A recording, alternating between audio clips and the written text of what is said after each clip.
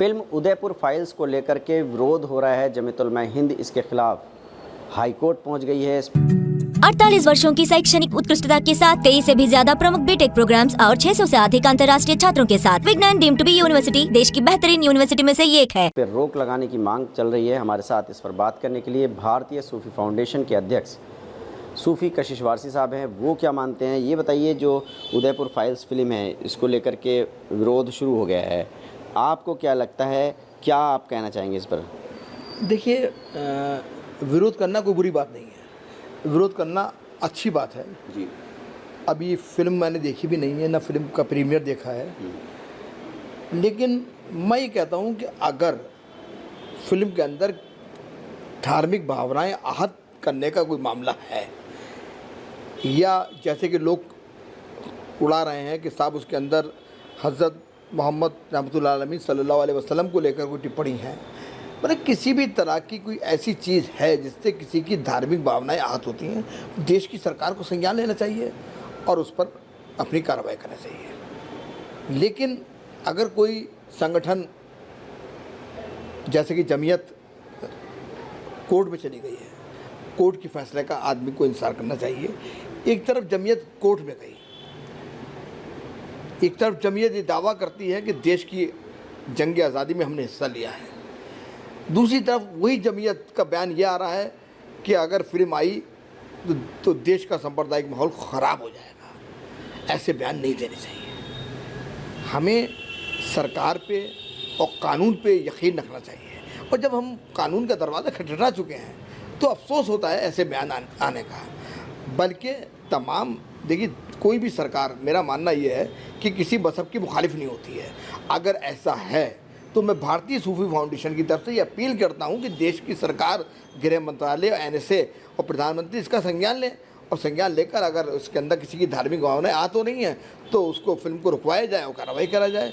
Lucky मैं ये कहूँ कि साहब देश का माहौल ख़राब हो जाएगा, या हमें अपने न्यायपालिका पर और अपनी सरकार पर यकीन रखना चाहिए। कांवड़ पथ पर जो होटल और ढाबे संचालित हो रहे हैं उन पर नेम प्लेट और QR कोड लगाने की जो सरकार ने दिशा निर्देश दिए हैं ताकि पहचान छुपा करके कोई ढाबा ना चला सके, और जिस तरह से विरोध हो रहा है, क्या कहना चाहेंगे? देखिए मोहतरम,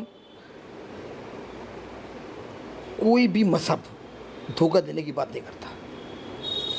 इस्लाम ये कहता है कि कोई भी काम करो सच बोलो, धोखा मत दो। और कारोबार जैसी चीज़ हम वो धोखा दे के करेंगे, नहीं करना चाहिए। तो मतलब जो दूसरे नामों से रख रहे हैं वो धोखा दे रहे हैं। बिल्कुल। अगर कोई मुसलमान किसी और नाम, मज़हब के नाम से धंधा कर रहा है तो धोखा दे रहा है, और कोई हिंदू किसी दूसरे मज़हब के नाम से रख रहा है तो वो भी धोखा दे रहा है। कोई मज़हब जो है, देखिए, कोई भी मज़हब दंगे की बात नहीं करता, धोखे की बात नहीं करता। हर मज़हब का पैगाम यह है मोहब्बत और सच्चाई। जब हर मज़हब सच्चाई और मोहब्बत की बात करता है, और इस्लाम तो अमन, मोहब्बत, भाईचारे का मज़हब है। इस्लाम तो ये कहता है किसी को धोखा मत दो, अपनी रोज़ी को हलाल करके खाओ, और हम काम मतलब जानबूझ के अपनी रोज़ी को हराम कर लें। इस्लाम इसकी ताकीद नहीं करता है, बल्कि इस्लाम ये कहता है कि किसी को बिना धोखा दिए हुए सच्चाई के साथ अपना कारोबार करो, और कारोबार करके अपनी हलाल रोज़ी से अपने बच्चों को बढ़ाओ। बिहार में वोटर लिस्ट को लेकर के विपक्ष के तमाम दल जो हैं, नेता हैं, वो विरोध कर रहे हैं कि इसमें जो शर्तें लगाई गई हैं, एक तरह से NRC लागू कर दी है चुनाव आयोग ने। चुनाव से पहले वोटर लिस्टों को लेकर के जो बड़ा मुद्दा बिहार में खड़ा हो गया है, आपको क्या लगता है? देखिए, एक ज़माने से NRC चिल्लाया जा रहा है, तमाम हंगामे उसमें हुए, यहाँ तक कि एक बड़े प्रोटेस्ट को देश के पाकिस्तान के एक मुल्ला ने ये कहा कि हमने फंडिंग करी थी। अगर कोई वोटर लिस्ट बन रही है और बनाई जा रही है, वहाँ का प्रशासन है, वहाँ के नेता भी होंगे पॉलिटिकल पार्टी के, अगर कोई गलत काम वहाँ पर हो रहा है, अगर किसी का नाम रह रहा है तो वो जाके वहाँ पर उसके अधिकारी से मिले और उसमें काम कराएं। मतलब ये कह देना कि साहब हंगामा करना कि NRC जैसा चीज़ का नाम लेना, जबकि NRC को पाकिस्तान के एक शख्स ने वहाँ से बैठ के बयान दे के ये कहा था कि ये आंदोलन हमने कराया, देशवासियों को उनने जो है खामोखा हमारे खतावार ठहराया, हमारे मुसलमान भाइयों को पाकिस्तान बदनाम कर रहा है। आज फिर वही काम एनआरसी का जुमला देके मुसलमानों को भड़काया जा रहा है।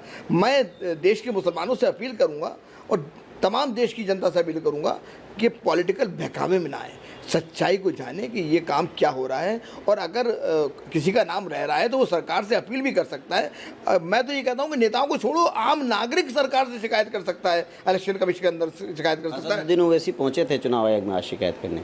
पहुँचे तो बहुत अच्छी बात है कि असदुद्दीन ओवैसी पहुँचे हैं, तो अगर उन्होंने शिकायत करी है तो उसकी सरकार उसको उस पर संज्ञान लेगी, ऐसा नहीं है। ये आपने कैसे सोच लिया कि कोई आदमी शिकायत करेगा और संज्ञान नहीं लेगा। विपक्ष के नेताओं का ये आरोप है कि चुनाव आयोग जो है एक तरह से भाजपा को फ़ायदा पहुंचाने के लिए ये सब कर रहा है। इतने गंभीर आरोप हैं। देखिए, ये आरोप तो हर सरकार में लगते रहे हैं। किस सरकार में इलेक्शन कमीशन के ऊपर उस सरकार का साथ देने का आरोप नहीं लगा है? ये आरोप तो हर सरकार में लगे हैं। आज लग रहे हैं तो कोई बड़ी बात नहीं है। देखो, ये सब सियासी खेल है और सब राजनीति है।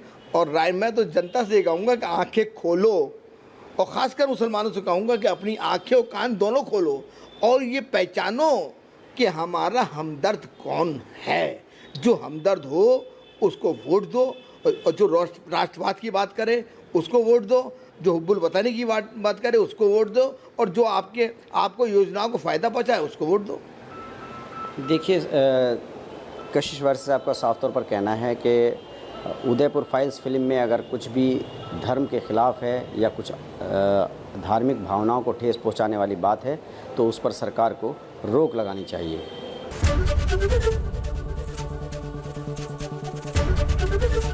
एबीपी गंगा, खबर आपकी, जुबान आपकी।